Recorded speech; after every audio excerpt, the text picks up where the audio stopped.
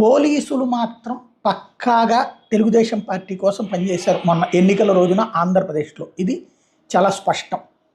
అలాగే ప్రభుత్వ ఉద్యోగుల్లో అత్యధికులు తెలుగుదేశం పార్టీకి పనిచేశారు. యాంటీజన్ చాలా కసితో ఓట్లేశారు. ఇది ఖాయం. ఆ రోజున జరిగిన ప్రతి సంఘర్షణ వెనకాల కూడా పోలీసులు పూర్తిగా యాంటీ జగన్ పాత్ర పోషించారు. అదే ప్రభుత్వ పతనానికి సాక్ష్యమని తెలుగుదేశం నేతలు చాలా బలంగా నమ్ముతున్నారు.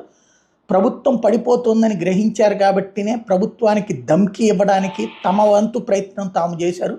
ఈవెన్ చాలా చోట్ల పోలింగ్ బూతుల్లో ఉద్యోగులు కూడా ప్రభుత్వానికి వ్యతిరేకంగా పనిచేసి పెట్టారు, ఏదైతే సహకరించారు కింద స్థాయిలో అని చెప్తున్నారు. మొన్న నేనైతే నాకు అట్లా అనిపించలేదు నేను చూసినప్పుడు ఫీల్డ్లో, కానీ ప్రచారం అయితే అది జరుగుతోంది. ఉద్యోగులే మిగతా వాళ్ళతో మాట్లాడినప్పుడు నేను 50 ఓట్లు వేయించాను, నేను 100 ఓట్లు వేయించాను అని చెప్తూ ఉండటంతో ఈ టాక్ బాగా నడుస్తోంది. అదే సందర్భంలో పోలీసులు